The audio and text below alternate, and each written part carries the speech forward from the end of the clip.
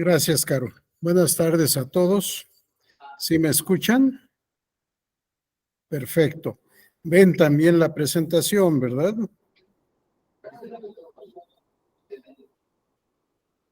Correcto. Bien, gracias. Vamos a platicar hoy sobre un tema diferente a los que hemos estado platicando en días anteriores.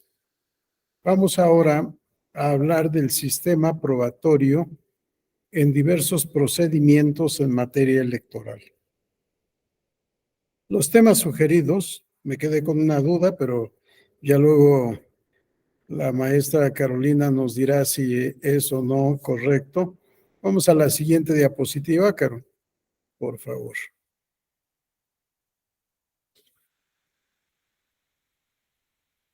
Los subtemas propuestos son la prueba en los procedimientos administrativos sancionadores, la prueba en el procedimiento de fiscalización y rebase de topes de gastos de campaña, la prueba en la invalidez de las elecciones por violación a principios democráticos y constitucionales, y la última me quedé con duda de si forma parte o no de este módulo. Claro, a ver, yo perdí la presentación.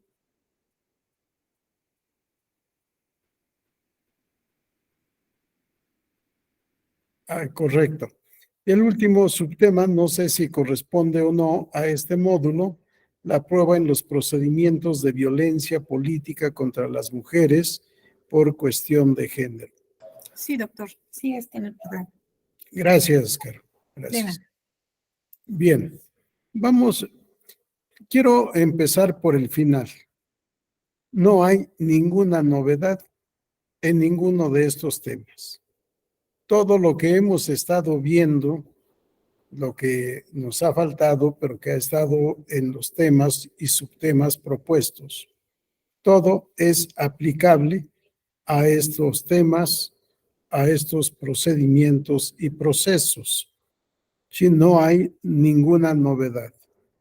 Lo que vamos a encontrar, quizá diferente, es el procedimiento.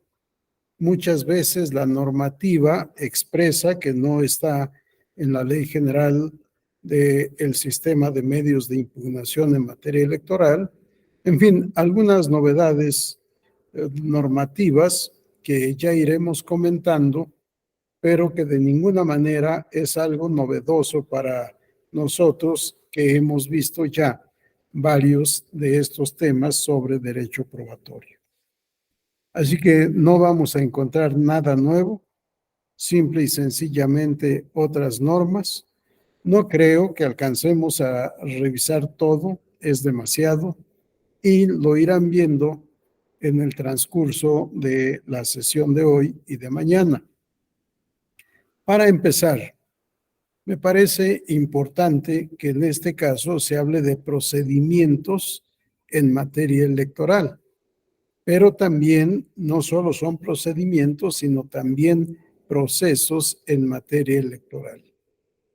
Vamos a la siguiente diapositiva, por favor, Caro.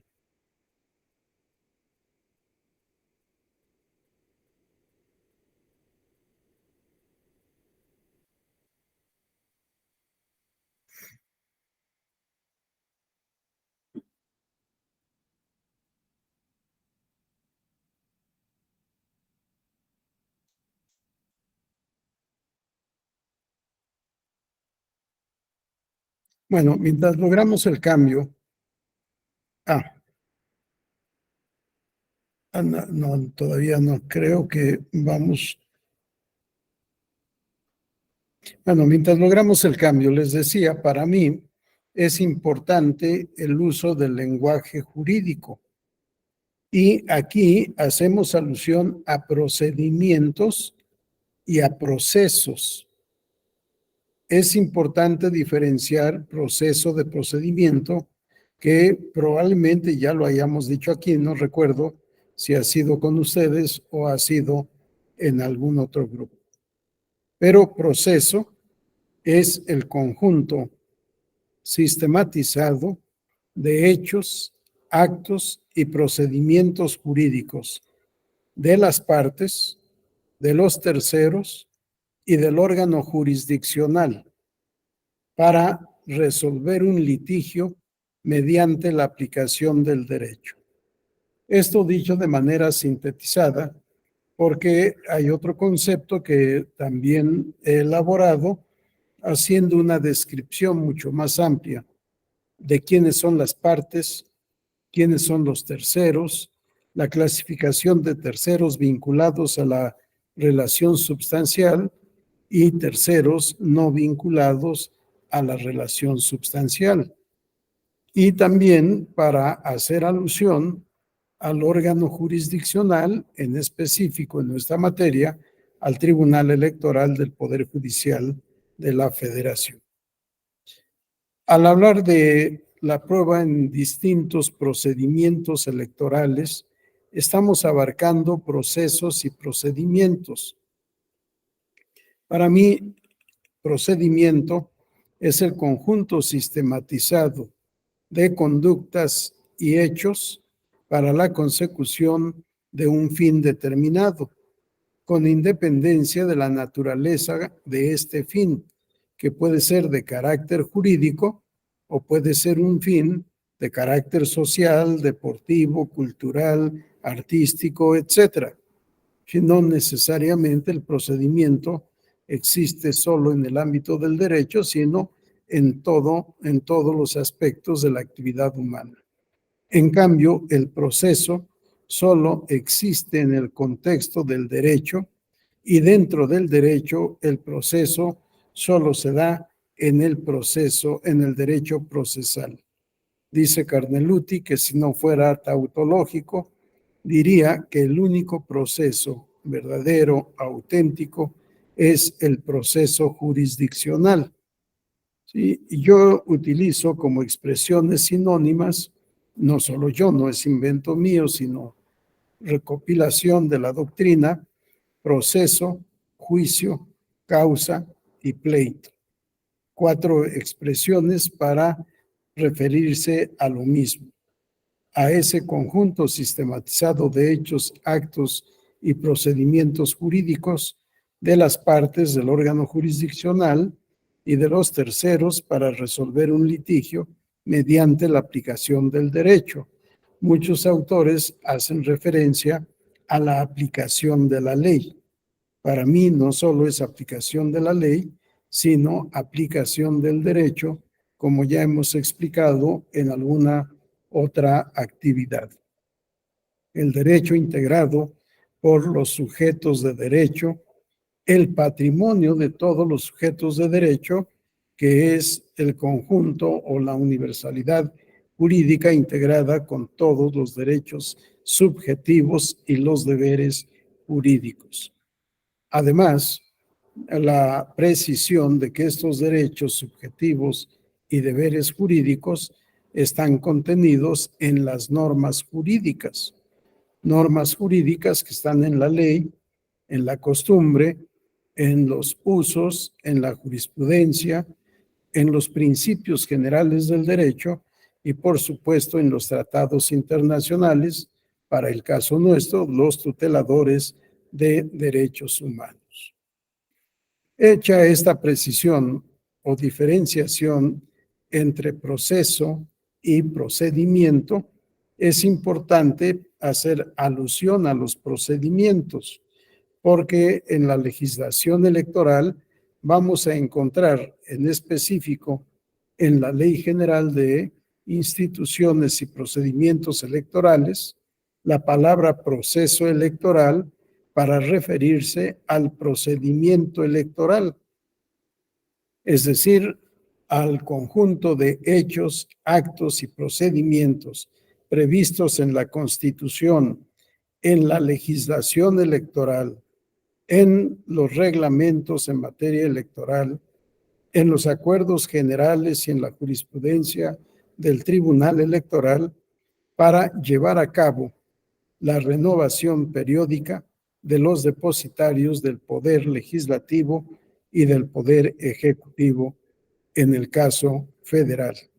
del poder legislativo, del poder ejecutivo y del poder municipal en el caso de las elecciones locales, con la precisión de que en la Ciudad de México, que para mí sigue siendo Distrito Federal, no hay elecciones municipales, no hay poder municipal, sino que la división de la población y del territorio del Distrito Federal es mediante demarcaciones territoriales, cuyo gobierno radica en las alcaldías en las que encontramos a los alcaldes y a los concejales, similar a lo que tenemos en el ámbito municipal.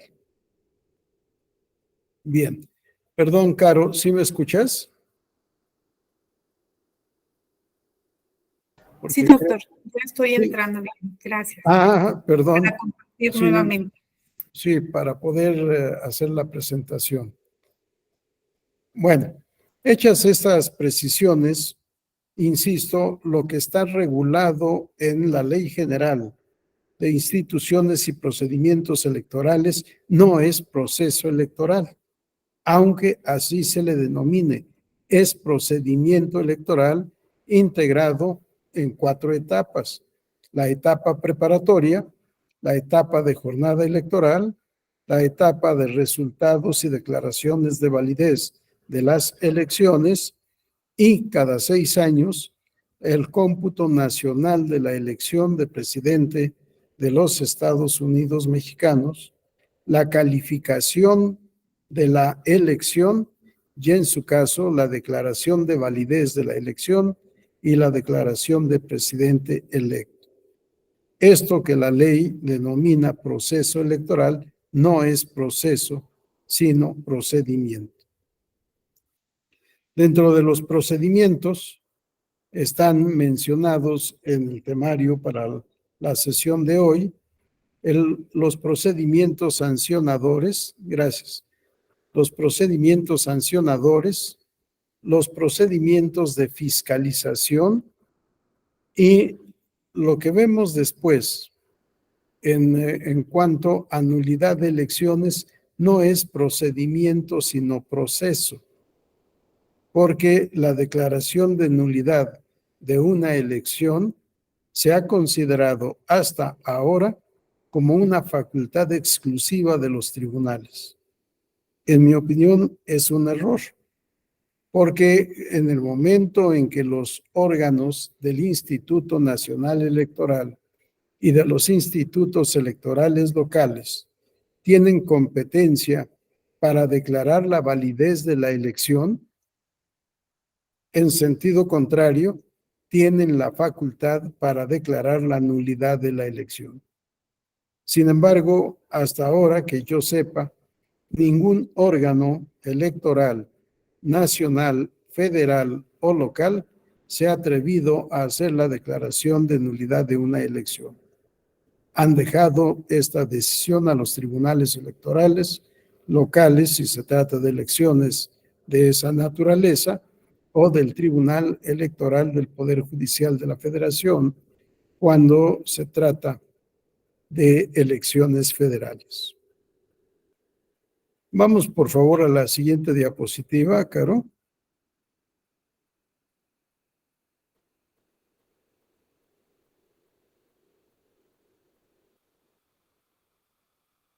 Creo que todo esto ya lo pasamos. Vamos a la siguiente. Te digo en dónde nos detenemos. Adelante. Adelante. La siguiente. La otra. Yo creo que vamos hasta donde tenemos la siguiente. Aquí. A ver, aquí nos detenemos.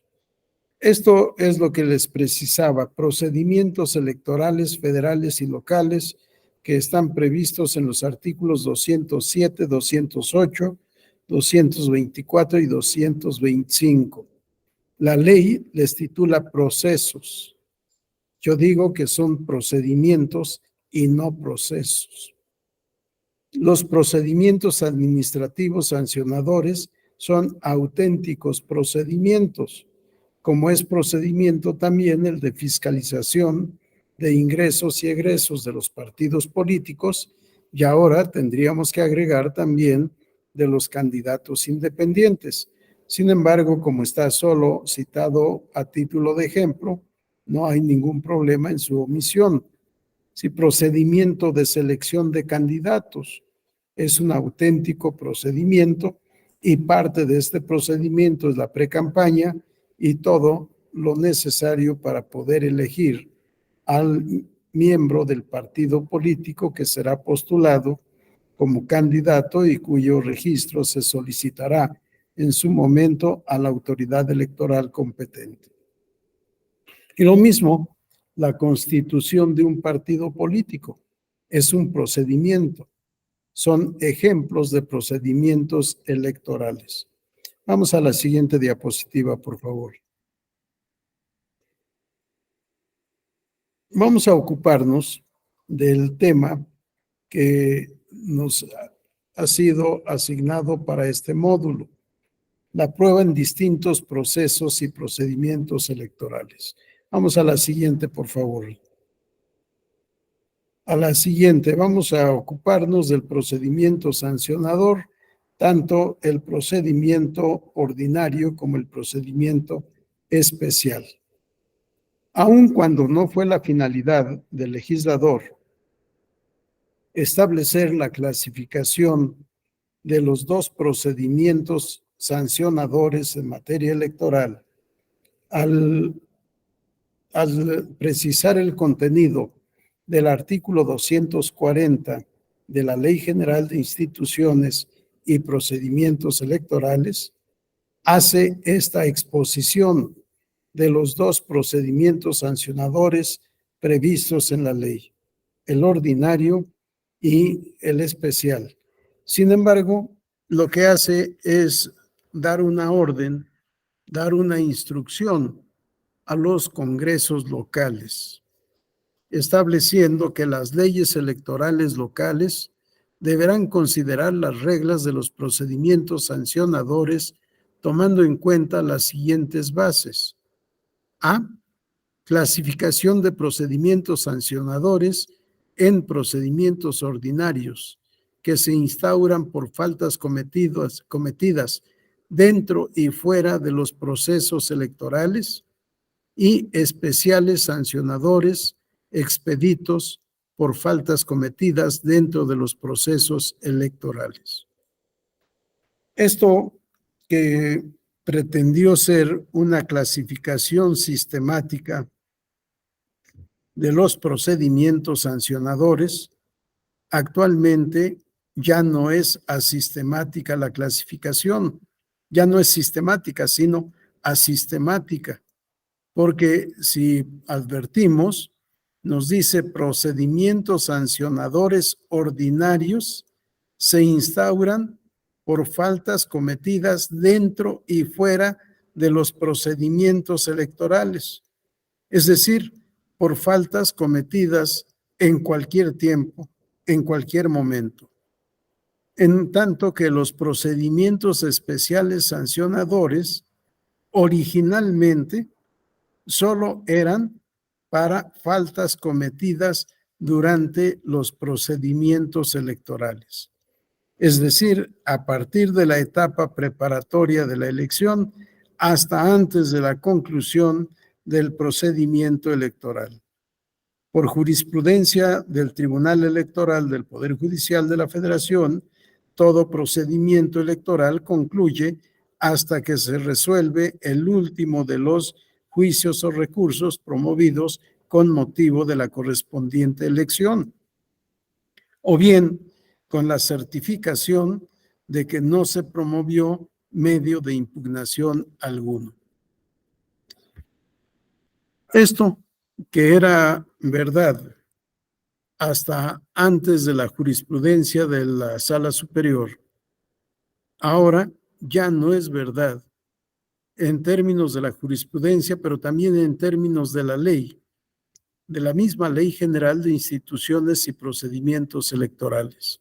Vamos a la diapositiva siguiente, por favor, Caro.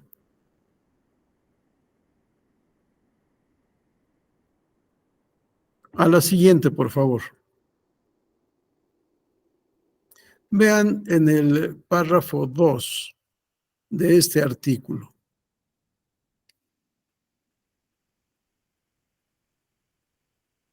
Perdón, párrafo 3.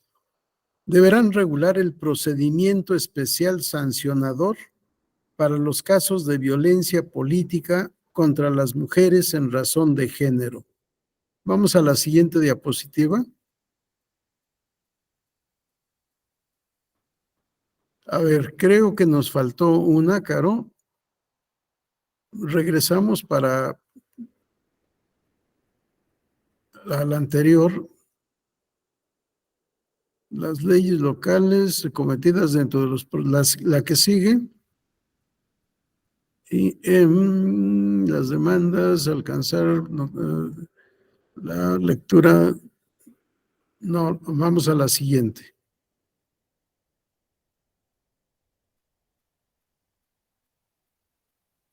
A ver, la que sigue.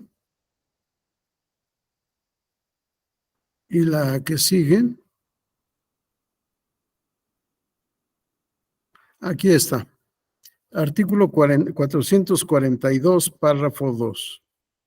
Cuando alguno de los sujetos señalados en este artículo sea responsable por las conductas relacionadas por violencia política contra las mujeres, vamos a la siguiente, por favor.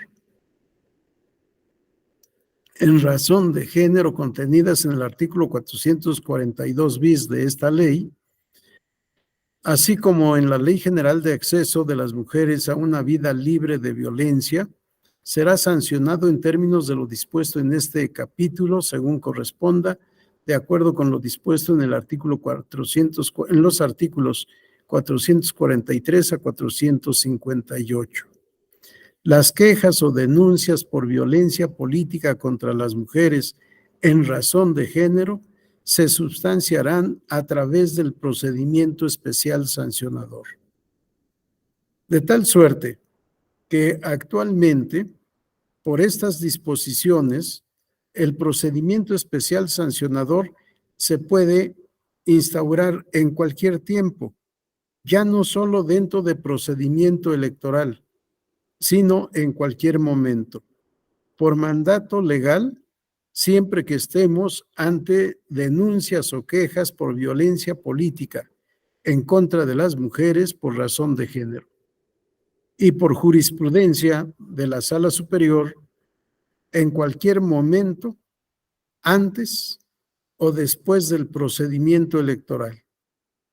Para lo único que trasciende el tiempo en que se cometa violencia política en contra de las mujeres o cualquiera otra infracción en materia de propaganda política, propaganda electoral en radio y televisión, o bien por actos anticipados de campaña o de pre-campaña, se puede iniciar el procedimiento especial sancionador en cualquier momento. Primero fue la jurisprudencia y luego fue la ley, aunque la ley solo referida a violencia política en contra de las mujeres por razón de género. Pero siempre en estos casos se deberá seguir el procedimiento especial sancionador y no importa el tiempo en el cual se presente la queja o denuncia. De tal manera que ya no existe diferencia temporal entre los dos procedimientos. Ahora se puede instaurar uno y otro en cualquier momento. ¿Cuál es la diferencia? Únicamente las causales que motivan el procedimiento especial sancionador y el procedimiento ordinario sancionador. Y por supuesto, la celeridad con la que se llevan a cabo uno u otro procedimiento. El procedimiento especial sancionador es sumarísimo. Se debe concluir en breves días, por no decir que en pocas horas, haciendo la cuenta de las horas que establece la ley para cada actuación, podríamos concluir un procedimiento especial sancionador de acuerdo a esos plazos legalmente establecidos en un plazo menor a 10 días naturales. Pero vamos a las reglas generales de los procedimientos sancionadores, que son trascendentes para la materia que nos interesa, para la materia probatoria. Vamos a la siguiente diapositiva, por favor. Claro, la prueba en los procedimientos sancionadores. Vean esto que ya habíamos dicho en otra ocasión, criticando el texto de la Ley General del Sistema de Medios de Impugnación. Si se acuerdan, todavía ayer veíamos este tema, son objeto de prueba los hechos controvertibles, establece la Ley General Procesal. En cambio, aquí con un lenguaje adecuado se establece, son objeto de prueba los hechos controvertidos, si no los controvertibles, sino los que suscitan la controversia, los hechos que motivan el litigio, la contraposición entre actor y demandado o responsable. Y también aquí se repite el error que ya hemos criticado en la ley procesal. No lo será el derecho. Son objeto de prueba los hechos controvertidos, no lo será el derecho. Ya habíamos visto que esto es un grave error y más aún en elecciones por usos y costumbres, en donde se debería de acreditar fehacientemente primero en qué consiste la costumbre electoral para después poder determinar si ha habido o no infracción a las normas consuetudinarias electorales en pueblos y comunidades indígenas. El derecho también es objeto de prueba.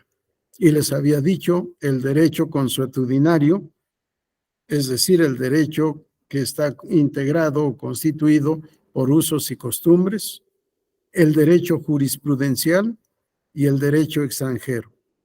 Y tenemos convenios sobre la prueba del derecho extranjero. En nuestra materia difícilmente podemos encontrar la necesidad de demostrar el derecho extranjero y su aplicabilidad. Sin embargo, si la Suprema Corte de Justicia de la Nación declarara la constitucionalidad de las reformas publicadas el 2 de marzo de este año, probablemente sí tuviéramos necesidad de conocer derecho extranjero en aquellos países donde estén residiendo conciudadanos, conciudadanas mexicanas con interés de votar. No sé si en algún país donde residan los nacionales, los connacionales, se admita que los candidatos hagan propaganda electoral en ese país. Y en su caso, ¿a qué reglas legales, constitucionales o de otra naturaleza se deban ajustar esas campañas?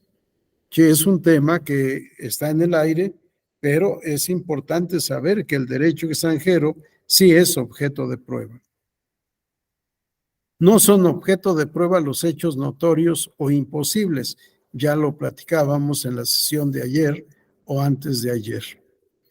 Tanto la Unidad Técnica de lo Contencioso Electoral de la Secretaría Ejecutiva como el Consejo General podrán invocar los hechos notorios, aunque no hayan sido alegados por el denunciado o por el quejoso. Esto es lo mismo que está previsto en el Código Federal de Procedimientos Civiles que ya hemos invocado en varias ocasiones. En todo caso, una vez que se haya apersonado el denunciado al procedimiento de investigación, en el desahogo de las pruebas se respetará el principio de contradictorio de la prueba, siempre que ello no signifique la posibilidad de demorar el proceso o el riesgo de que se oculte o destruya el material probatorio. Este es un tema que no habíamos visto y que corresponde a la valoración de la prueba. En el ofrecimiento, preparación, admisión, preparación, desahogo y valoración de la prueba, tenemos que ajustarnos a determinados principios. entre ellos el principio de publicidad y principio de contradictorio de la prueba. El que ofrece una prueba, la aporta al juicio, tiene derecho a hacerlo, pero la contraparte tiene la facultad jurídica también de oponerse a la recepción, a la admisión o a la valoración de la prueba, o bien aceptando su ofrecimiento, aportación, recepción, desahogo y valoración, puede oponerse a que se le otorgue el valor probatorio que pretende el oferente. Todo oferente de una prueba ofrece y aporta la prueba porque considera que es en beneficio de su interés jurídico. Sin embargo, ya habíamos hablado también del principio de adquisición de la prueba. Una vez que la prueba ha sido aportada al proceso, deja de estar bajo la influencia del oferente para formar parte del expediente y que solo el tribunal pueda determinar la suerte de esta prueba. Preguntábamos en el formulario de varias preguntas que hemos presentado, ¿quién es el destinatario de la prueba? Y decíamos, el destinatario de la prueba es el tribunal, de tal manera que el tribunal adquiere la prueba, pero la contraparte del oferente puede contradecirla. Ayer hablábamos de una salvedad al principio de valor probatorio pleno de las pruebas documentales públicas. Y aquí es en donde puede la contraparte, en ejercicio de su derecho de contradictorio, decir y demostrar, por supuesto, que la prueba no es auténtica o que es falso el contenido de la prueba. Veamos cómo esto que no está explicado en la ley procesal, aquí está expuesto, aquí está regulado. Aquí sí encontramos todas estas normas que, aunque ya las habíamos explicado en otros temas del derecho probatorio, no están en la ley procesal electoral. El impedimento para el ejercicio de este derecho de contradictorio es que no se pueda resolver el procedimiento sancionador dentro de los plazos legalmente previstos. O bien, nos dice el legislador, el riesgo de que se oculte o destruya el material probatorio. Yo no entiendo cómo, en ejercicio del principio de contradictorio o del derecho de contradictorio, se pueda ocultar o destruir la prueba. Si ya está en el expediente, está bajo el resguardo del tribunal, el tribunal es el responsable de su conservación y de su permanencia, de su publicidad. No se puede ocultar o destruir conforme a derecho. Que el ejercicio de esta facultad de contradictorio imposibilite la solución oportuna del procedimiento sancionador, me parece que tampoco es aceptable. Se debe dar vista a la contraparte del oferente de la prueba para que manifieste lo que a su interés convenga. Pero si es necesario reducir el plazo para el desahogo de esta vista, se puede hacer de manera fundada y motivada. El Código Federal de Procedimientos Civiles, que es supletorio de la Ley General del Sistema de Medios de Impugnación en materia electoral, la cual es supletoria de la Ley General de Instituciones y Procedimientos Electorales en esta materia de procedimientos sancionadores, establece un plazo genérico de 3 días, cuando no esté previsto un plazo específico. Se podría recurrir a esta disposición. Estamos en reglas generales. De momento estamos en reglas generales de los procedimientos sancionadores. Todavía no estamos en las reglas específicas de un procedimiento sancionador ordinario o especial. De tal manera que, en principio, estas reglas rigen para los dos procedimientos, porque son las reglas comunes. En el párrafo 2 de ese artículo 461 se establece: las pruebas deberán ofrecerse en el primer escrito que presenten las partes en el procedimiento, expresando con toda claridad cuál es el hecho o los hechos que se tratan de acreditar con las mismas, así como las razones por las que se estima que demostrarán las afirmaciones vertidas. Lo mismo, todo esto ya lo habíamos explicado, pero no está en la Ley Procesal Electoral Federal.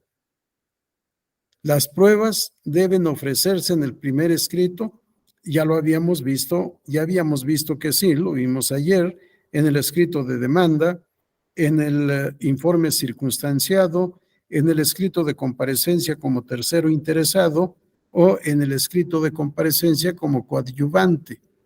Sin embargo, no está el requerimiento de que se exprese con toda claridad cuál es el hecho o hechos que se tratan de acreditar con las pruebas ofrecidas. Es decir, por cada prueba ofrecida se debe relacionar con los hechos narrados en el escrito de comparecencia para decir: esta prueba es para demostrar la veracidad de este hecho. Pero además, habíamos visto que al hablar de naturaleza jurídica de la prueba, que la prueba también es argumento o razonamiento jurídico. Y aquí el legislador nos dice con toda claridad como requisito del ofrecimiento de pruebas: expresar las razones por las que estima el oferente que con esa prueba se demostrará la veracidad de su afirmación o de sus afirmaciones. Les decía, nada novedoso hay. Ya todo ha sido explicado. Sin embargo, aquí está regulado de manera expresa, lo que no hemos encontrado con antelación. Vamos a la diapositiva siguiente, por favor, Caro.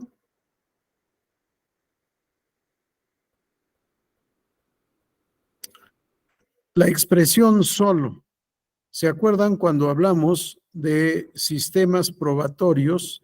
Dijimos que existe el sistema de la prueba legal y el sistema de la libertad probatoria. En el sistema de la prueba legal, solo son admisibles y solo se pueden ofrecer y aportar las pruebas expresamente reconocidas en la ley. Y normalmente se usa esta expresión, solo. Y el legislador en esta ley nos ha dicho: solo serán admitidas las siguientes pruebas: documentales públicas, documentales privadas, técnicas, pericial contable. Esta no la habíamos visto en otra norma. Presunción legal y humana y la instrumental de actuaciones. Pero a continuación nos dice el legislador: la confesional y la testimonial podrán ser admitidas cuando se ofrezcan en acta levantada ante fedatario público que las haya recibido directamente de los declarantes y siempre que estos últimos queden debidamente identificados y asienten la razón de su dicho. Una norma similar a la que tenemos en la Ley General Procesal Electoral. Prueba confesional y testimonial que se suman al catálogo que se contiene en el párrafo 3. Vamos a la siguiente, por favor. Pero igual que en la materia procesal electoral, el párrafo 5 establece: la autoridad que substancie el procedimiento podrá ordenar el desahogo de reconocimientos o inspecciones judiciales, así como de pruebas periciales, cuando la violación reclamada lo amerite, los plazos permitan su desahogo y se estimen determinantes para el esclarecimiento de los hechos denunciados. No se le da el derecho al quejoso o al denunciado de ofrecer la prueba de inspección o reconocimiento y tampoco de ofrecer la prueba pericial, pero sí se faculta a la autoridad tramitadora del procedimiento a ordenar el desahogo de estas pruebas. No puede ser reconocimiento o inspección judicial, porque el Instituto Nacional Electoral no es autoridad judicial, es autoridad administrativa. Entonces, lo que tiene que ordenar en su caso es el reconocimiento de determinados lugares, personas o cosas. Reconocimiento de autoridad electoral o inspección por autoridad electoral y precisar qué es lo que será objeto de esa inspección: personas, cosas, lugares o circunstancias inclusive. ¿Sí? La precisión es necesaria para el desahogo de estas pruebas. Las pruebas periciales, ¿cuáles? Sin límite. Las autoridades no tienen límite para ordenar el desahogo de diligencias probatorias, por supuesto, siempre que sean pertinentes y se puedan llevar a cabo dentro de los plazos previstos en la ley para el desahogo del procedimiento. El párrafo 6. El quejoso o el denunciado podrán aportar pruebas supervenientes hasta antes del cierre de instrucción. La instrucción es una fase del proceso. Aquí no hay proceso, por tanto no hay instrucción, no hay substanciación, que es un término sinónimo. Lo que tenemos es el trámite del procedimiento y por supuesto llega un momento en que ese procedimiento se concluye, se da por concluido y se ordena el trámite, la conclusión o el cierre de diligencias en ese procedimiento en especial, con la finalidad de que el expediente sea sometido a la autoridad competente para el dictado de la resolución que corresponda. Si no hay instrucción, porque no es juicio, no es proceso. Pero lo mismo que dijimos ayer, para mí la prueba superveniente se puede ofrecer y aportar hasta antes de que se dicte resolución. En tanto no se haya dictado resolución, se puede ofrecer y aportar la prueba superveniente y la autoridad debe admitirla, a menos de que tenga una razón debidamente fundada y motivada para negarse a la recepción. Y por supuesto, no solo a la recepción, sino a la admisión, en su caso, su valoración, si así procede. Párrafo 7. Admitida una prueba superveniente, se dará vista al quejoso o denunciado, según corresponda, para que en el plazo de 5 días manifieste lo que a su derecho convenga. Vean, regresamos a la diapositiva anterior, Caro, por favor. Vean aquí una diferencia. Si se trata de pruebas supervenientes, a la anterior todavía, si se trata de pruebas supervenientes, se dará vista a la otra parte interesada por el plazo de 5 días para que manifieste lo que a su interés convenga. Y en cambio, cuando leíamos el párrafo 1 de este mismo artículo, en ejercicio de la facultad contradictoria de la prueba, no se ordena que se dé vista a la contraparte, ni se señala plazo para el desahogo de esa vista. Por un principio de igualdad procesal y de economía procesal, se tendría que hacer lo mismo para que pueda la otra parte interesada aceptar o rechazar la prueba ofrecida por su contraparte. Se le debe dar un plazo. ¿Qué tiempo tienes para poder oponerte a esta prueba o para poder aceptar esa prueba? Porque muchas veces la prueba no beneficia al oferente. En materia civil, en materia familiar, en materia penal, en materia mercantil, es común advertir cómo la contraparte del oferente de la prueba advierte que esa prueba le beneficia. Y entonces, al momento de enterarse de la prueba por el principio de publicidad, no necesariamente se le tiene que dar vista, al enterarse del ofrecimiento de la prueba, lo que hace es expresar, hago mía la prueba ofrecida por mi contraparte. ¿Por qué? Porque le beneficia. Y no puede el oferente de la prueba decir, desisto de esa prueba porque me va a perjudicar.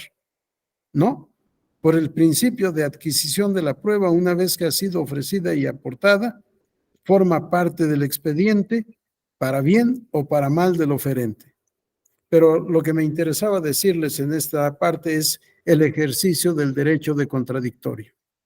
Si es prueba superveniente, tenemos plazo y expresión expresa. Se dará vista por el plazo de 5 días. Regresamos a esa parte, Caro. Creo que es el párrafo 7.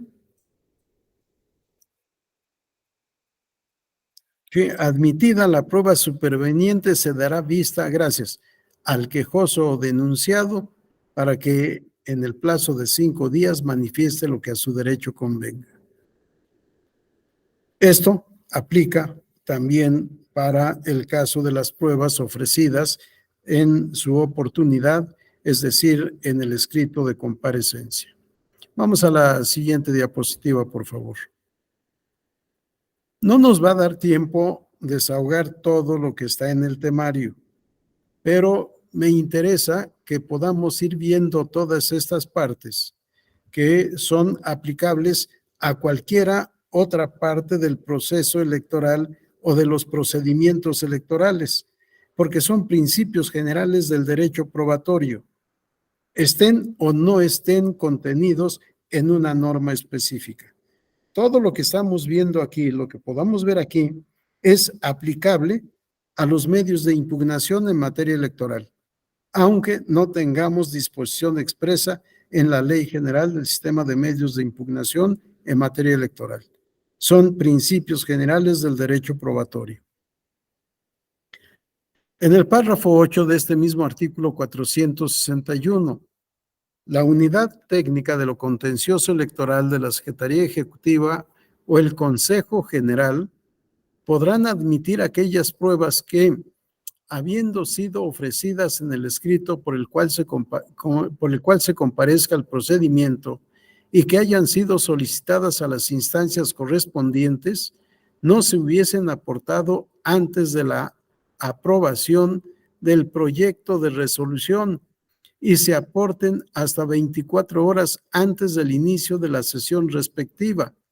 El Consejo General apercibirá a las autoridades en caso de que éstas no atiendan en tiempo y forma el requerimiento de las pruebas. Si recuerdan, leíamos en los primeros párrafos.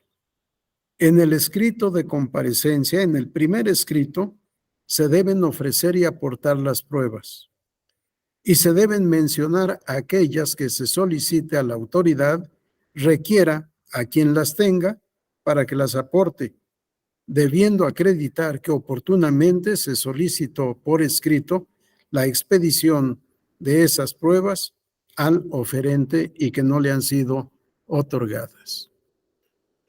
Aquí hablamos de requerimiento de las pruebas. Todo requerimiento se debe hacer bajo apercibimiento. No está previsto en esta normativa que hemos estado leyendo, pero la autoridad nunca solicita, la autoridad ordena.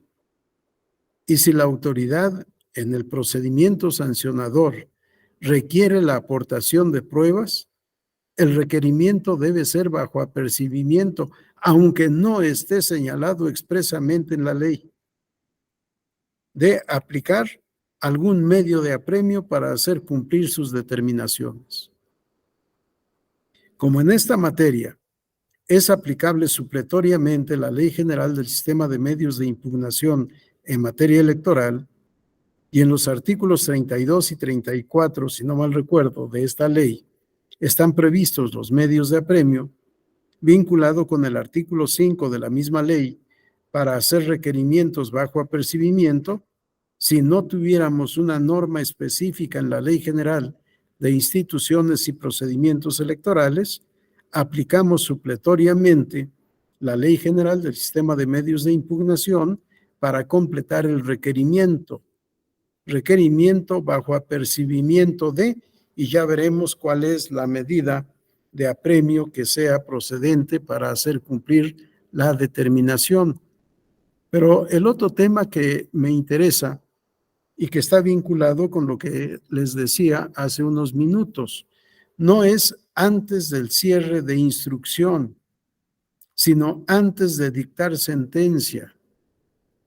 Vean cómo se establece que el Consejo General podrá admitir aquella prueba que, habiendo sido ofrecida en el escrito por el cual se comparezca al procedimiento y que hayan sido solicitadas a las instancias correspondientes, no se hubieran aportado antes de la aprobación del proyecto de resolución y se aporten hasta 24 horas antes del inicio de la sesión respectiva. Sí, se amplía el margen de oportunidad para que sean admitidas las pruebas ofrecidas en su oportunidad. ¿Por qué no aplicar esta misma disposición para las pruebas supervenientes, que se puedan ofrecer y aportar hasta antes de 24 horas de que dé inicio la sesión respectiva? Las sesiones del Consejo General que va a resolver. El proyecto al que se hace referencia es proyecto elaborado por la Unidad Técnica de lo Contencioso Electoral y aprobado por la Comisión de Quejas y Denuncias, que una vez que la aprueba, somete a consideración del Consejo General para que dicte la resolución correspondiente. Claro, esto no lo vamos a poder aplicar en cuanto a resolución y proyecto, no lo vamos a poder aplicar al procedimiento especial sancionador. Es únicamente para el procedimiento sancionador ordinario. Pero los temas de prueba son los que me interesan. ¿Hasta qué momento podemos ofrecer y admitir, ofrecer y aportar pruebas? Hasta antes de que se dicte la resolución correspondiente.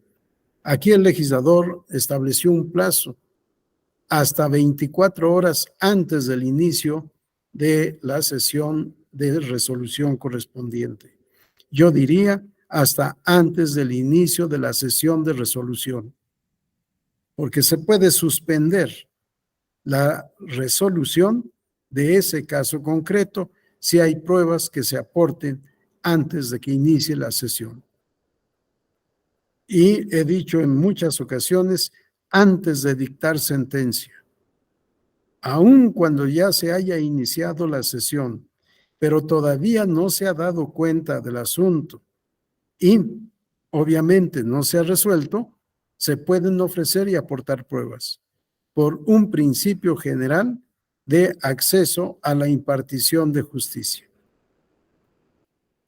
Párrafo 9. Asimismo, el Consejo General podrá admitir aquellos elementos probatorios que, habiendo sido solicitados por los órganos del instituto dentro de la investigación correspondiente, no se hubiesen recibido sino hasta 24 horas antes de la sesión respectiva. Mismos argumentos que en el párrafo anterior. En estos casos, vamos a la diapositiva siguiente, Caro. En estos casos, el Consejo General ordenará la devolución del expediente a la Unidad Técnica de lo Contencioso Electoral de la Secretaría Ejecutiva del Instituto para los efectos del párrafo 1 del artículo 468 de esta ley. Ante esta situación excepcional de recepción y admisión de pruebas fuera del plazo ordinariamente previsto, pero antes de que el Consejo General inicie la sesión de resolución en términos de la ley, devolverá el expediente a la unidad de lo contencioso electoral. ¿Para qué? Para que la unidad haga un nuevo estudio, tomando en cuenta las pruebas que han sido admitidas por el Consejo General, a fin de elaborar un nuevo proyecto que deberá someter a consideración de la Comisión de Quejas y Denuncias, para que si la comisión aprueba el proyecto, se someta nuevamente a consideración del Consejo General para que dicte la resolución correspondiente. Insisto, todo este procedimiento es solo para el ordinario sancionador.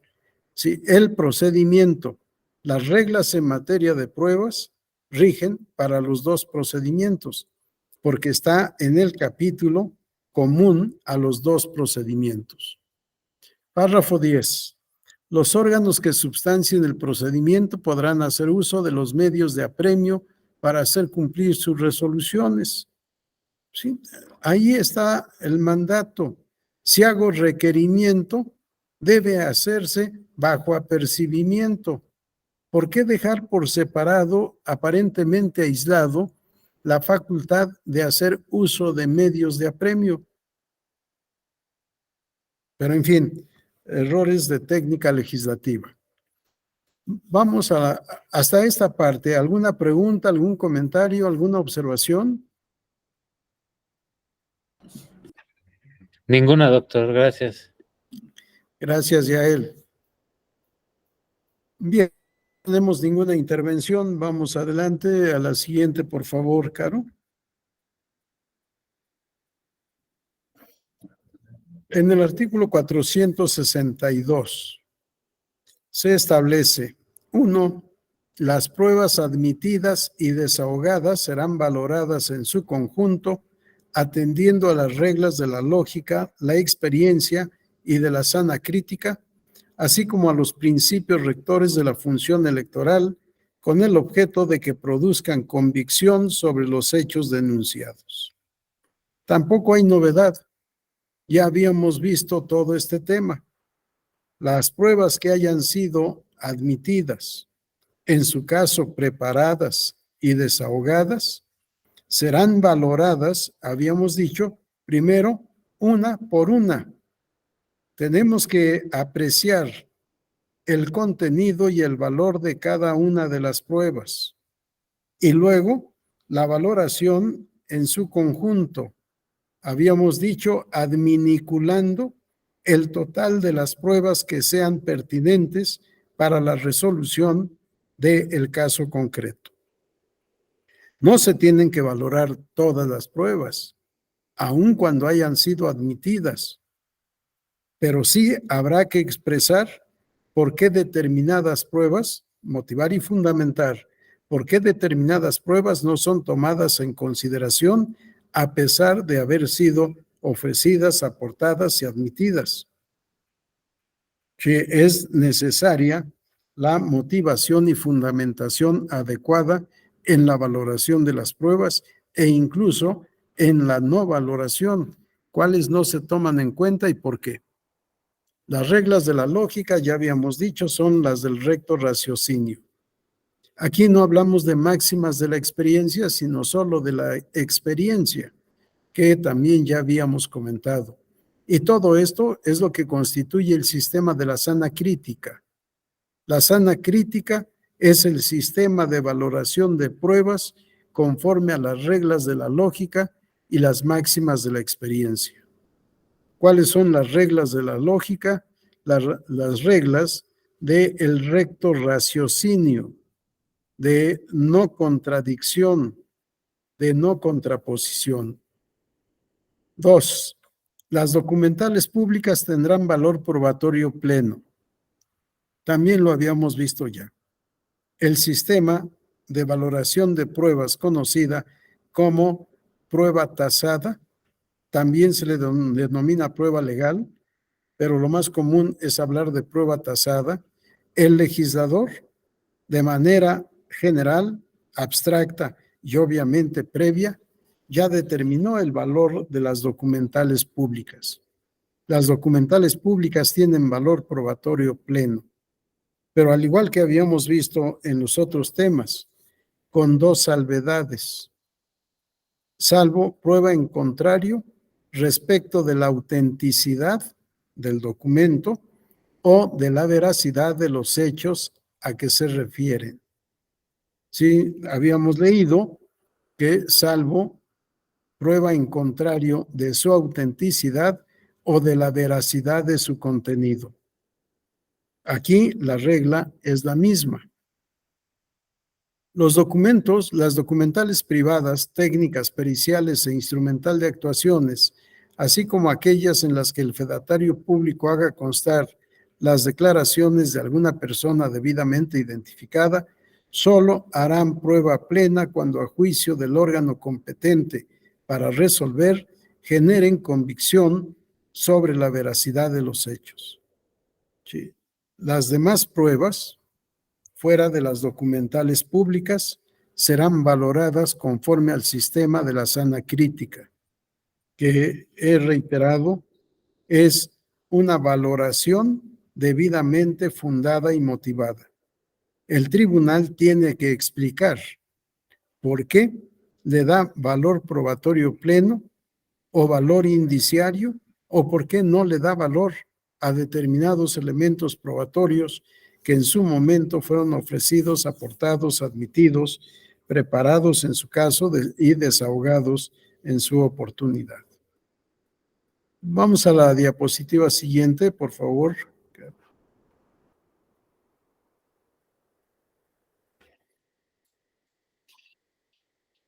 A ver, regresamos al anterior porque no sé si leí bien o mal o no leí completo. Sobre la veracidad de los hechos, perdón, adelante. De los hechos alegados. Sí, acuérdense que solo son objeto de prueba los hechos controvertidos. Los no controvertidos no son objeto de prueba. Por eso para mí no hacía falta la palabra alegados, nada más que por la transcripción pareciera que ahí concluía el párrafo. Al concatenarse, esto ya lo habíamos dicho, al concatenarse con los demás elementos que obren en el expediente, las afirmaciones de las partes, la verdad conocida y el recto raciocinio de la relación que guardan entre sí. Todo esto ya lo habíamos explicado, aunque no había sido leído. 4. En el caso de existir imposibilidad material para compulsar las copias simples que obren en el expediente, estas tendrán únicamente el valor de un indicio. Yo no he estado de acuerdo jamás con una regla de esta naturaleza.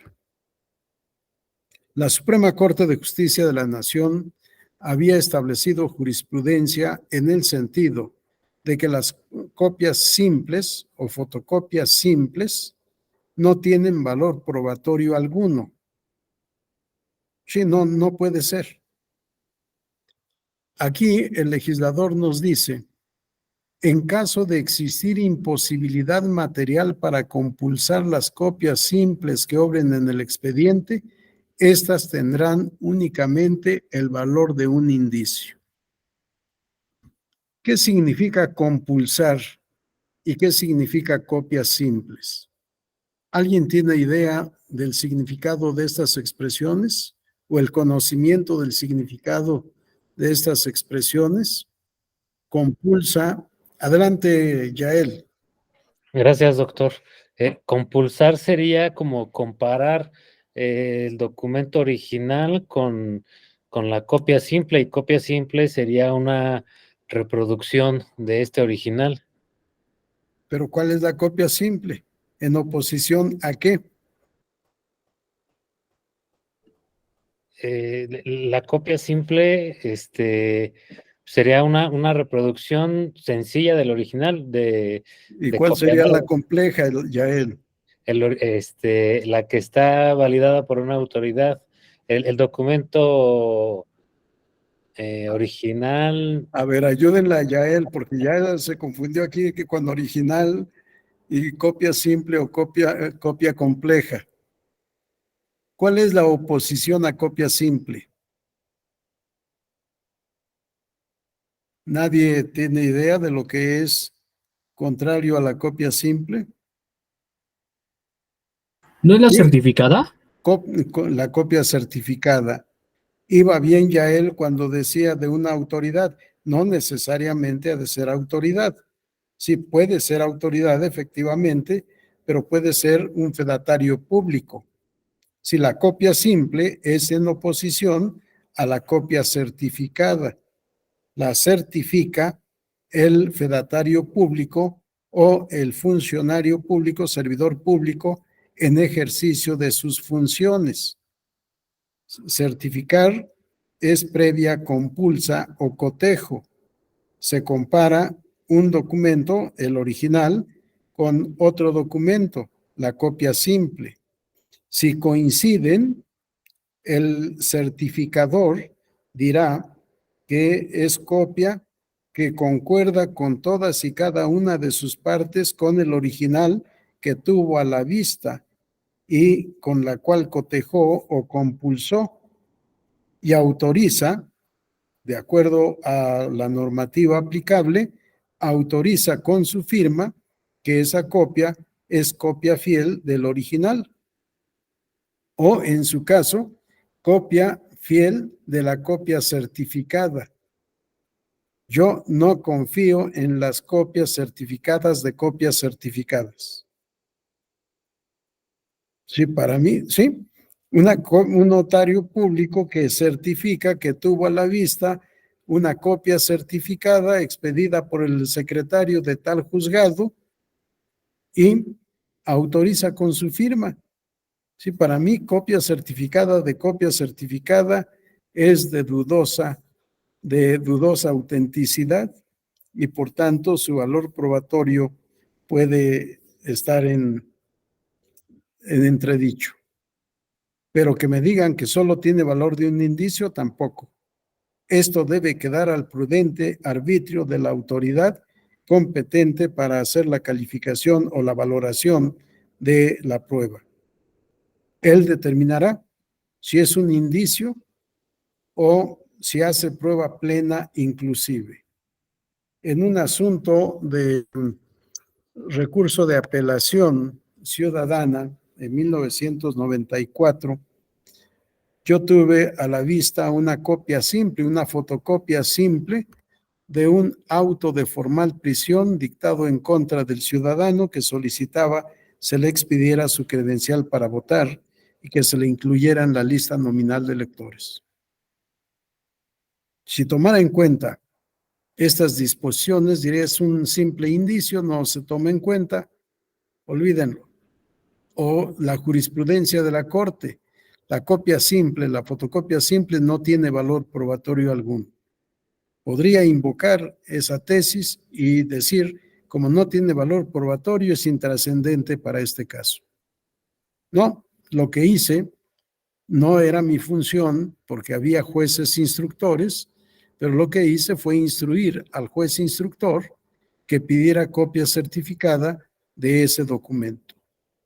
Pero como el juez del juzgado donde se había dictado el auto de formal prisión había sido compañero mío en el Tribunal Fiscal de la Federación, busqué el número de teléfono, le hablé, le pregunté sobre el caso y me dijo, ya dicté sentencia desde hace tanto tiempo y no conformes, no me acuerdo si el Ministerio Público, porque era un asunto penal, o si el procesado promovió apelación, después vino el juicio de amparo, luego el recurso de revisión, pero ya todo estaba concluido.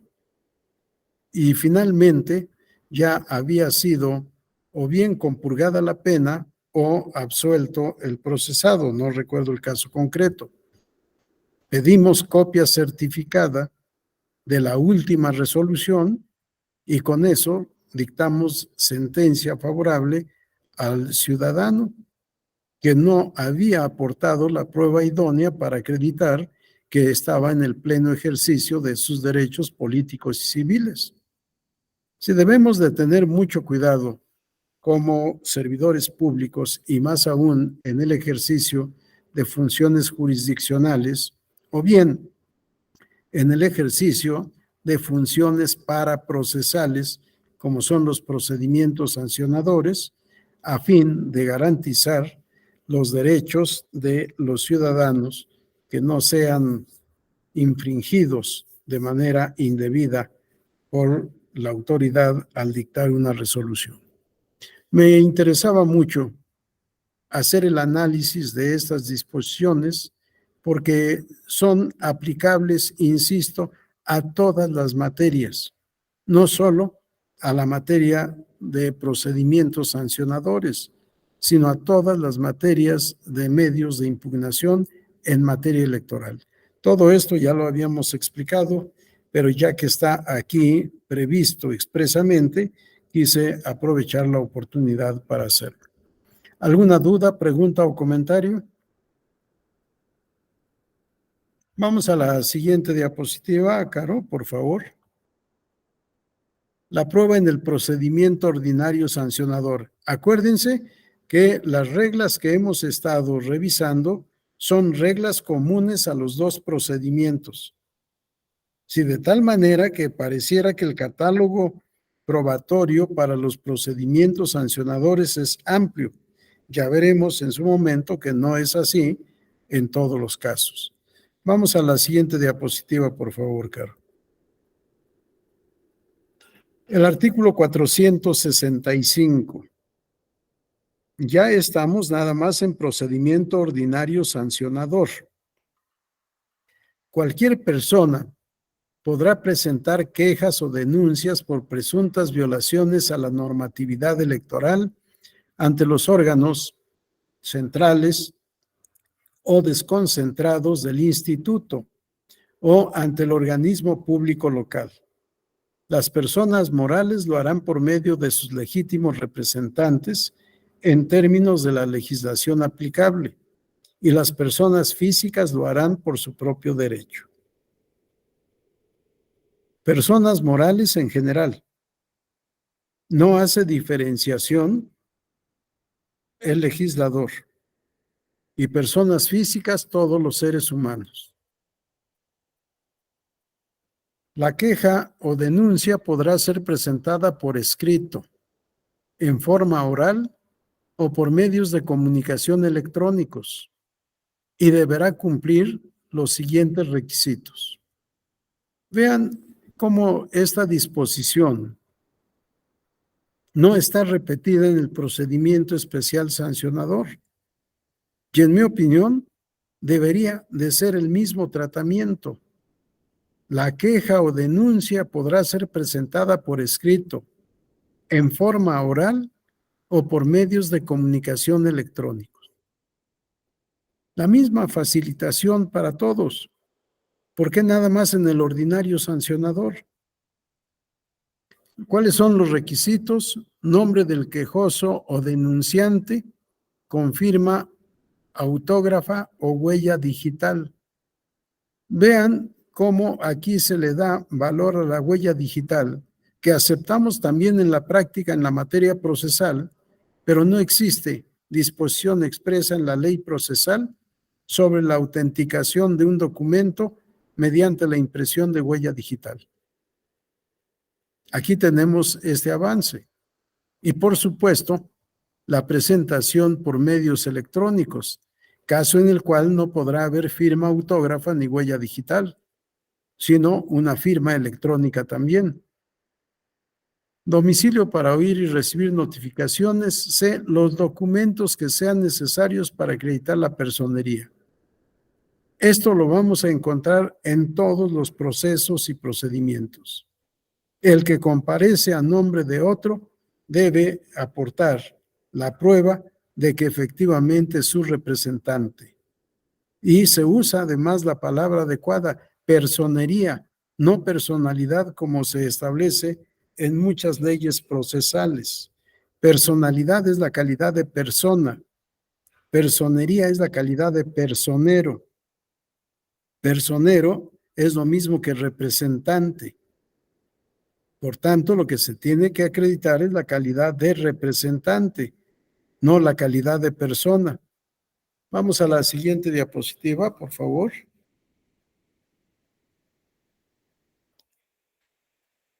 El inciso D, narración expresa y clara de los hechos en que se basa la queja o denuncia y, de ser posible, los preceptos presuntamente violados.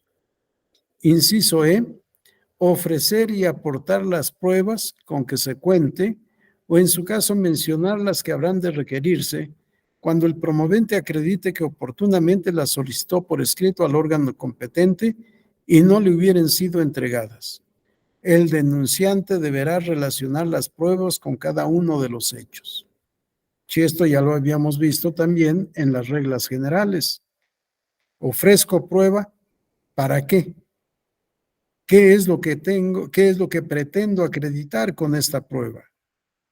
¿Qué hechos pueden ser probados con esta prueba? Esta relación es un requisito formal importante. F. Los partidos políticos deberán presentar las quejas o denuncias por escrito.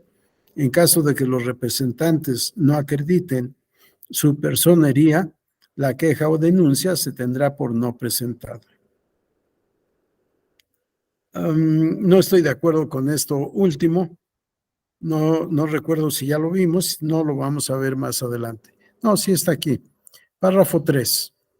Salvo la hipótesis contenida en la última parte del párrafo siguiente, ante la omisión de cualquiera de los requisitos antes señalados, la Unidad Técnica de lo Contencioso Electoral de la Secretaría Ejecutiva prevendrá. Vamos a la diapositiva siguiente, por favor. Sí, ante la omisión de cualquiera de los requisitos, se prevendrá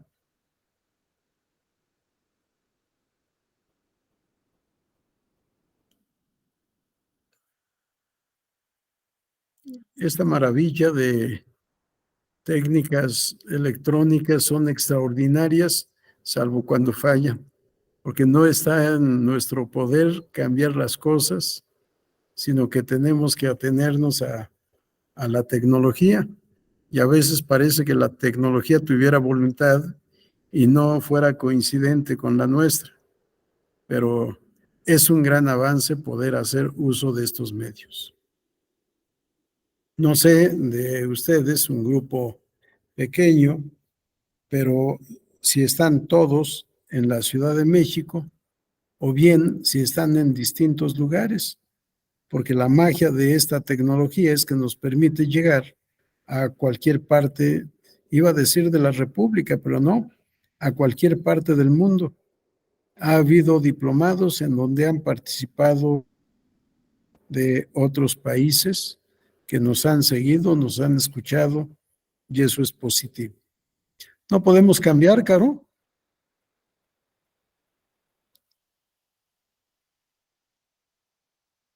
Gracias. Se prevendrá al denunciante para que la subsane dentro del plazo improrrogable de 3 días. Vean, vamos a la anterior otra vez, por favor, Caro, a ver si no tenemos complicación.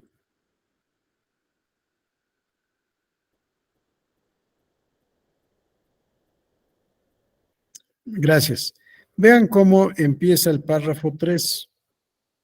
Ante la omisión de cualquiera de los requisitos señalados, la unidad técnica prevendrá al denunciante, vamos a la siguiente, prevendrá al denunciante para que la subsane dentro del plazo improrrogable de 3 días. Sí, el hecho de no cumplir uno de los requisitos que pueden ser fundamentales, claro, aquí no hay excepción, y para mí sí hay una excepción, y les diré cuál. Se debe requerir al denunciante que subsane la omisión. Y aquí sí tomamos el plazo genérico de 3 días previsto en el Código Federal de Procedimientos Civiles, no como en la otra disposición que para desahogar la vista en cuanto a pruebas ofrecidas después del plazo ordinario, se dan 5 días, que es mucho tiempo. Para mí el plazo de 3 días es ideal, es suficiente, es bueno. Si de la misma forma lo prevendrá para que aclare su denuncia cuando ésta sea imprecisa, vaga o genérica, sí, por la narración clara y sucinta de los hechos. Si la narración de hechos no es clara, se deberá requerir para que se aclare, o se complete, o se concrete en su caso. En caso de no enmendar la omisión que se le requiera, se tendrá por no presentada la denuncia. ¿Y cuál es el apercibimiento? Se te requiere para que cumplas esto que omitiste. Bajo apercibimiento que de no cumplir lo requerido dentro del plazo de 3 días, se tendrá por no presentada la denuncia. Ahí está la sanción. La prevención es algo que se hace en todos los juicios. En materia civil y familiar, los abogados temen mucho la prevención porque significa que no fueron hábiles, que no fueron suficientemente capaces de hacer una buena demanda y por tanto el juez del conocimiento les requiere, no me acuerdo si es el artículo 257 del Código de Procedimientos Civiles para el Distrito Federal. Si alguien tiene acceso al código, a ver si lo encuentra, y ahí está prevista esta prevención. En el lenguaje o en la jerga de los abogados postulantes, dicen, te castigaron con un 257 y es motivo de vergüenza para aquel que es requerido, que es prevenido, para que aclare, modifique o complete su demanda.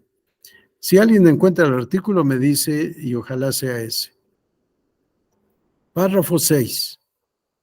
Los órganos desconcentrados que reciban una queja o denuncia sobre cualquier materia procederán a enviar el escrito a la Unidad Técnica de lo Contencioso Electoral de la Secretaría Ejecutiva dentro del Código de Procedimientos Civiles para el Distrito Federal, que me hace la pregunta Luis Fernando, y artículo 257, a ver si me acuerdo todavía. Si dentro del plazo señalado en el párrafo anterior, una vez que realicen las acciones necesarias para impedir el ocultamiento, menoscabo o destrucción de pruebas, así como para allegarse de elementos probatorios adicionales que estime pudieran aportar elementos para la investigación sin que dichas medidas impliquen el inicio anticipado de la misma. Si recordamos, habíamos planteado el tema en la naturaleza y objeto de la prueba o fin de la prueba, si el fin de la prueba es generar convicción en el juzgador, o bien si es investigar la verdad de los hechos. En toda esta materia de procedimientos sancionadores, se habla de investigación de los hechos para conocer la verdad y poder, en su caso, asumir la resolución correspondiente. Pero además no solo se usa la expresión investigar, sino que se impone a la autoridad el deber de llevar a cabo esa investigación. Vean cómo en este párrafo se establece, una vez que realicen las acciones necesarias para impedir el ocultamiento, menoscabo o destrucción de las pruebas, así como para allegarse de elementos probatorios adicionales que estimen pertinentes para aportar elementos para la investigación. Si el órgano desconcentrado que recibe una denuncia o una queja debe llevar a cabo las diligencias de investigación necesarias, de requerimiento de aportación de pruebas necesarias para poder integrar el expediente y enviarlo a la unidad de lo contencioso electoral ya completo hasta donde sea posible. Pero además debe llevar a cabo las diligencias pertinentes para que las pruebas no sean ocultadas o destruidas o deterioradas. Si debe impedir el ocultamiento, menoscabo o destrucción de pruebas. Debe actuar con mucha diligencia. Todo esto es en materia probatoria. A ver, me pregunta qué código es. El Código de Procedimientos Civiles para el Distrito Federal. Que no es importante, es solo un tema de memoria. Bien. Vamos a la diapositiva siguiente, Caro. La Unidad Técnica de lo Contencioso Electoral de la Secretaría Ejecutiva contará con un plazo de 5 días para emitir el acuerdo de admisión o propuesta de desechamiento, contado a partir del día en que reciba la queja o denuncia, en caso de que se hubiese prevenido al quejoso a partir de la recepción, del desahogo, de la prevención o de la fecha en la que termine el plazo sin que se hubiese desahogado la misma. Sí, el plazo de 5 días que tiene la Unidad Técnica de lo Contencioso Electoral a partir de la recepción del expediente para poder determinar si se admite o si se desecha la denuncia o queja. A ver, ¿por qué no nos las lees, Luis Fernando? El artículo. El artículo 257. Sí. Lo investigué y cito.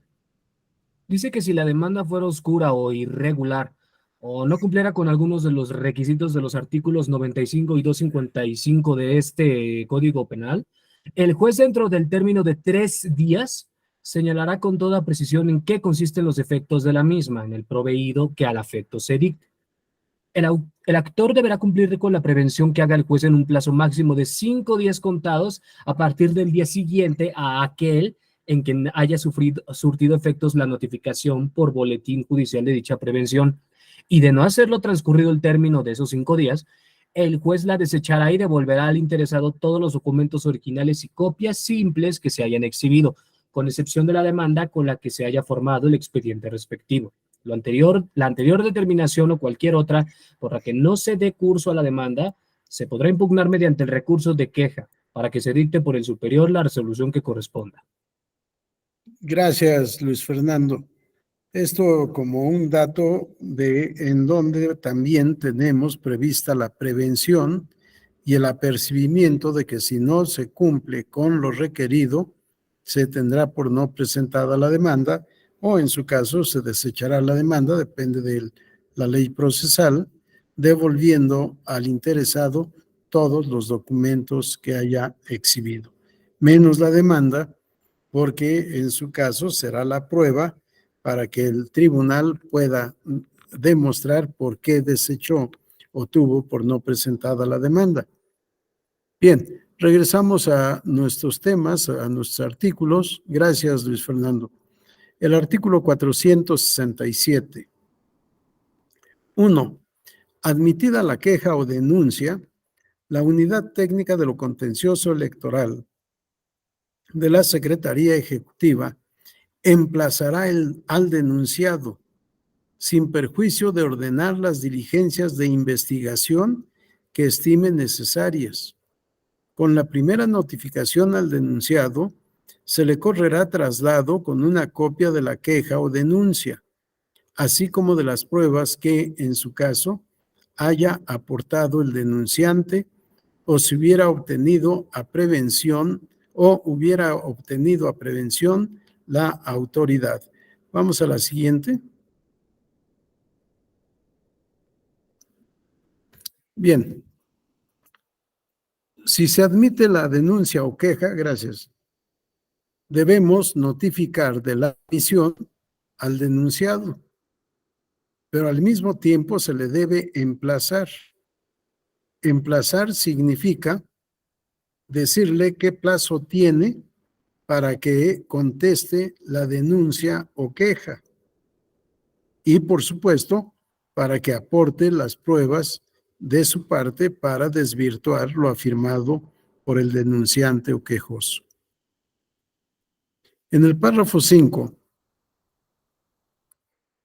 el emplazamiento además debe ser corriéndole traslado. Correrle traslado es entregarle copia del escrito de denuncia o queja con todos sus anexos para que se pueda enterar de qué se le acusa, cuáles son los hechos que motivan la denuncia o queja y con qué elementos de convicción pretende el denunciante o quejoso demostrar la veracidad de sus afirmaciones, a fin que el denunciado pueda hacer una defensa adecuada para obtener una resolución favorable a su interés. En el párrafo 5 del mismo artículo 468, el secretario del Consejo General podrá solicitar a las autoridades federales, estatales o municipales, según corresponda, los informes, certificaciones o el apoyo necesario para la realización de diligencias que coadyuven para indagar y verificar la certeza de los hechos denunciados. Con la misma finalidad, podrá requerir a las personas físicas y morales la entrega de información y pruebas que sean necesarias.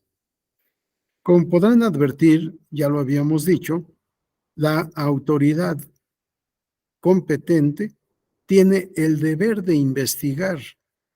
No se ha de limitar a lo que diga el quejoso o denunciante.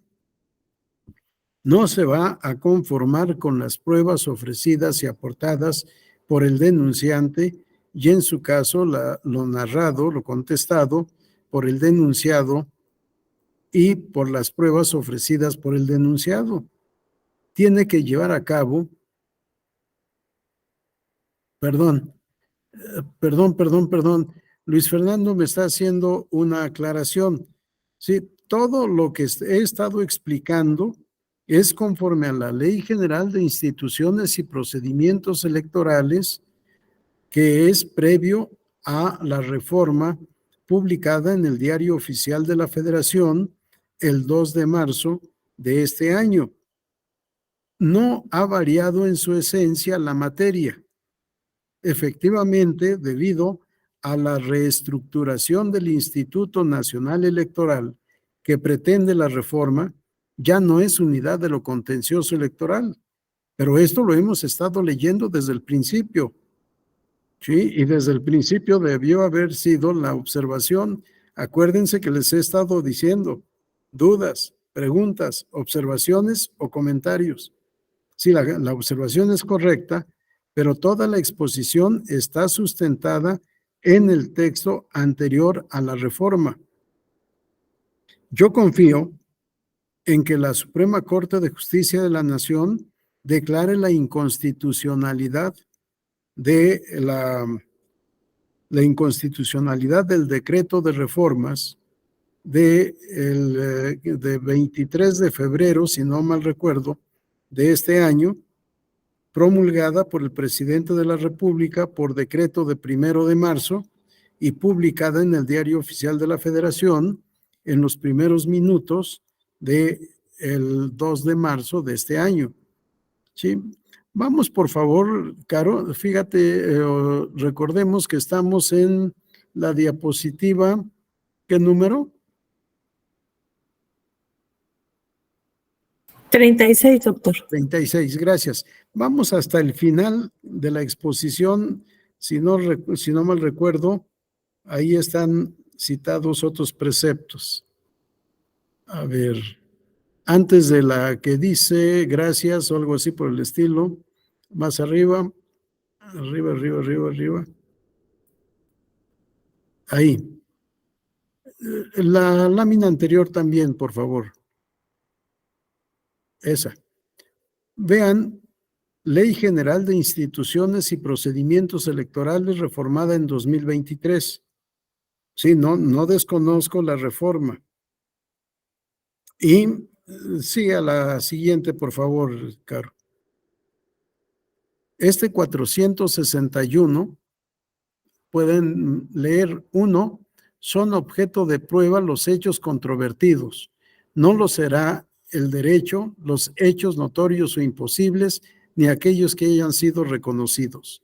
Tanto la Dirección Ejecutiva Jurídica y de lo Contencioso Electoral como el Consejo General podrán invocar los hechos notorios, etcétera, etcétera. Sí, nada más que si voy leyendo o voy explicando los dos artículos, tanto el que estaba antes de la reforma como el que está a partir de la reforma, nos iba a dar menos tiempo para abordar el tema y además nos crearía confusión. En el fondo, no hay modificación. ¿Sí? En el procedimiento puede haber, y en la estructura orgánica del instituto hay reforma, por supuesto. A ver, las otras láminas no las voy a leer, nada más vamos a ver qué es lo que sigue. 461 es toda la transcripción del 461, la siguiente, la que sigue, y la que sigue, 461, la otra, 472, y creo que ahí me detuve en la transcripción.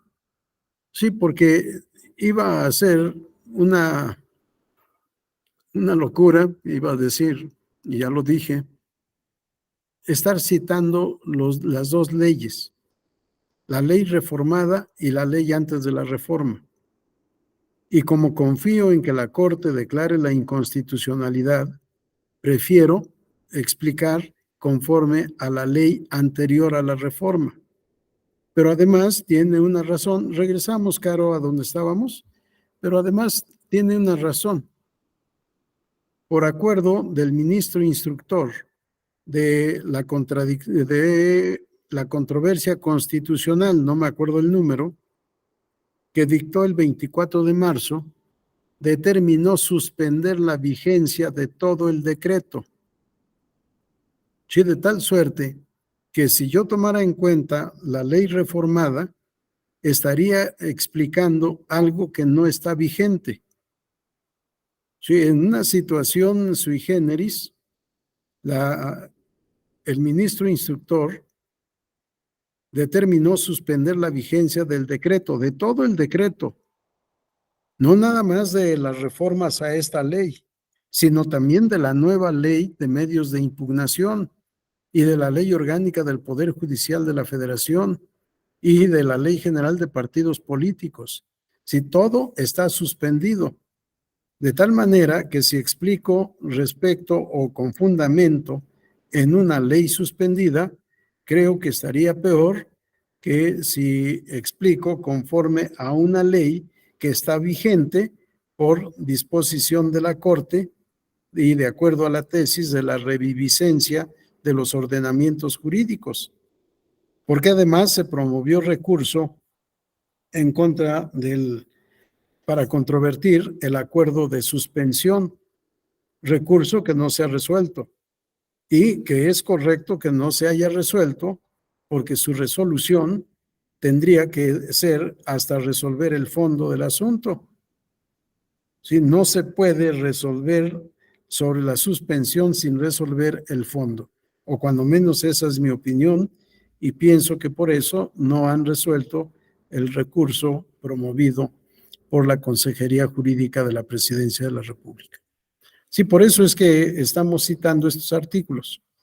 Sí, me parece que es lo que vamos a tener que aplicar después de que se resuelvan todas las acciones de inconstitucionalidad y controversias constitucionales que motivaron estas reformas del 2 de marzo de 2023.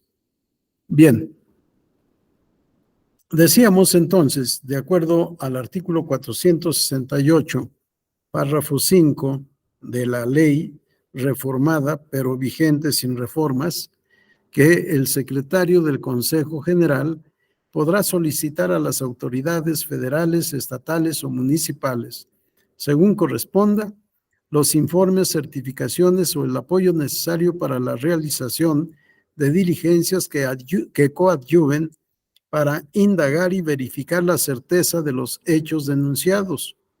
Con la misma finalidad podrá requerir a las personas físicas y morales la entrega de informaciones y pruebas que sean necesarias. El artículo 469. Concluido el desahogo de las pruebas y en su caso agotada la investigación, la Unidad Técnica de lo Contencioso Electoral de la Secretaría Ejecutiva pondrá el expediente a la vista del quejoso y del denunciado para que en un plazo de 5 días manifiesten lo que, seguimos a la otra diapositiva, por favor, lo que a su derecho convenga.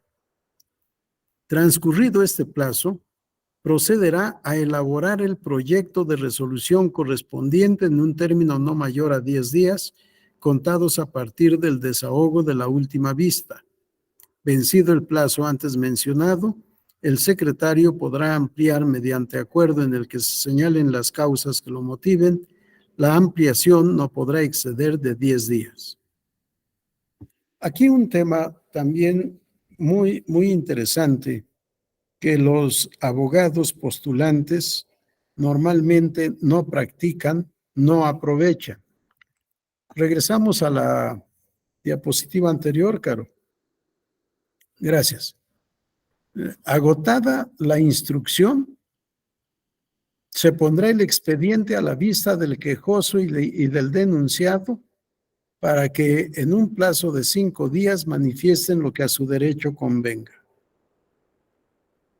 ¿A qué se refiere este párrafo? ¿Alguien tiene idea? ¿Alguien sabe a qué se refiere?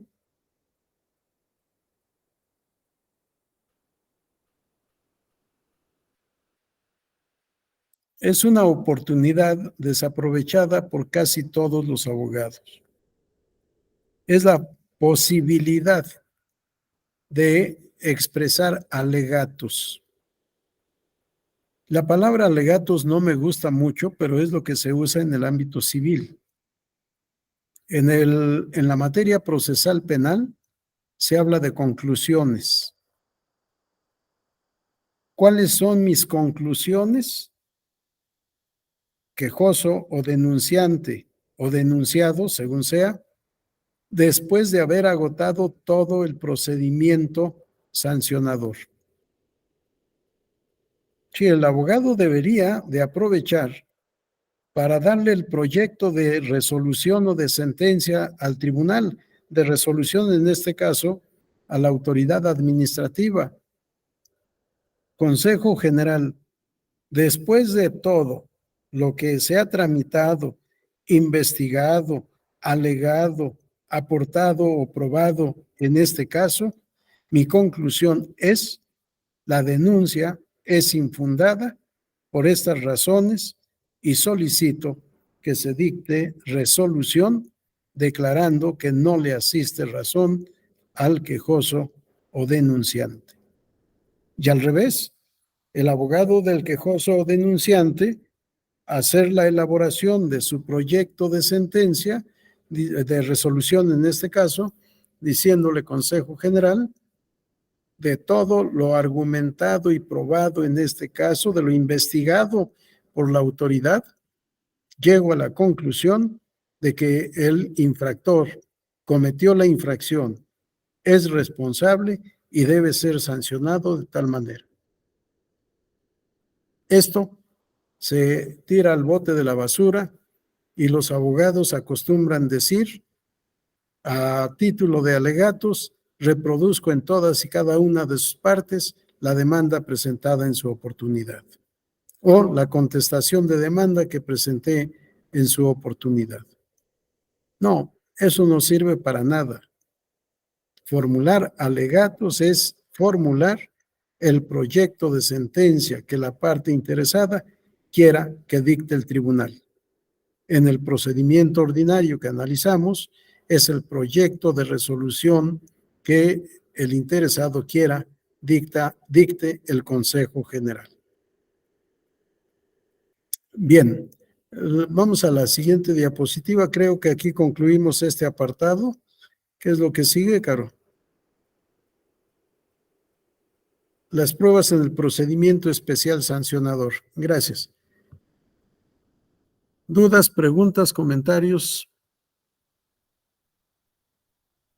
¿No?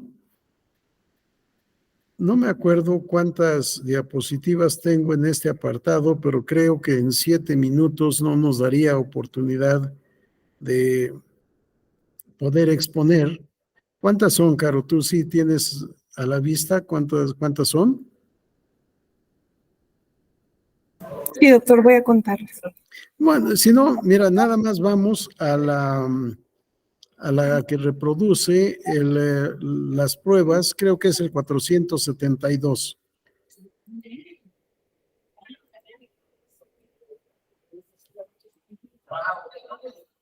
Aquí está. Gracias. Voy a omitir todo lo demás y vamos a la parte correspondiente del procedimiento especial sancionador, pruebas. Una vez presentada la queja o denuncia, se debe convocar al demandado para una audiencia de pruebas y alegatos, no demandado, sino al denunciado, a la celebración de una audiencia de pruebas y alegatos. Para este efecto, al igual que en el otro caso, se le debe notificar la admisión de la queja o denuncia, se le debe emplazar para que comparezca a esa audiencia y se le debe correr traslado con copia del escrito de denuncia y todas las pruebas que obren en el expediente a fin de que pueda elaborar su defensa. La audiencia se debe celebrar dentro de las 48 horas siguientes al emplazamiento que se haga al denunciado. El artículo 472 establece: la audiencia de pruebas y alegatos se llevará a cabo de manera ininterrumpida, en forma oral, y será conducida por la Unidad Técnica de lo Contencioso Electoral de la Secretaría Ejecutiva, debiéndose levantar constancia de su desarrollo. 2. En el procedimiento especial no serán admitidas más pruebas que la documental y la técnica. Esta última será desahogada siempre y cuando el oferente aporte los medios para tal efecto en el curso de la audiencia. Aquí el sistema de prueba legal es estricta. Habíamos visto en las reglas generales un catálogo amplísimo de medios de prueba que se pueden ofrecer y aportar, pero eso solo en el procedimiento ordinario sancionador, aunque no se establezca así en ninguna parte. Es por exclusión. Al regular el procedimiento especial sancionador, nos ha dicho el legislador, en el procedimiento especial no serán admitidas más pruebas que la documental y la técnica. Y cuidado con las notas periodísticas. Para mí son pruebas documentales privadas. Sin embargo, aquel que solo ofrece pruebas documentales no podrá obtener un auto de admisión de su denuncia. Solo ofrecer pruebas documentales o no ofrecer pruebas es causa de desechamiento de la denuncia o queja. Creo que está un poco antes, Caro, a ver si podemos ubicar este artículo. Aquí está. El denunciante, a ver, vamos al anterior para leer el acápite. No, la anterior, ahí. La denuncia será desechada de plano por la Unidad Técnica del Contencioso Electoral de la Secretaría Ejecutiva sin prevención alguna cuando, vamos a la siguiente, el denunciante no aporte ni ofrezca prueba alguna de su dicho o de sus dichos. Si no hay pruebas, no hay admisión de la denuncia. Déjame ver esta. Creo que no. Bueno, aquí está en el párrafo 7, el plazo de 48 horas posteriores a la admisión para el desahogo de la audiencia de pruebas y alegatos. Bien, dejaremos hasta esta parte. La sesión de hoy son 5:58. Nos quedan 2 minutos. Si alguien tiene algún comentario, alguna pregunta, alguna observación, con mucho gusto trataré de dar respuesta si es pregunta. Si es observación, de escucharla, por supuesto.